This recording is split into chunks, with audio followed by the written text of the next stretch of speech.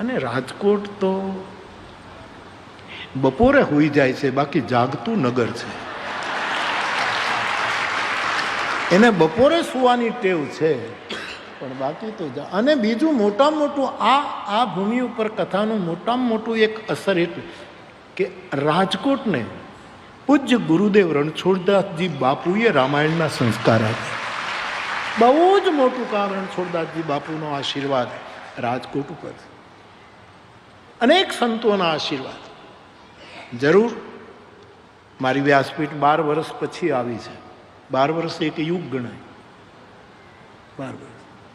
મને મીડિયાવાળા સવારે પૂછતા હતા, મારો આ ફુલસાદ પરિવાર બધો આવ્યો, એ મને કહેતા હતા કે બાપુ હવે 12 વર્ષ નહીં કરતા,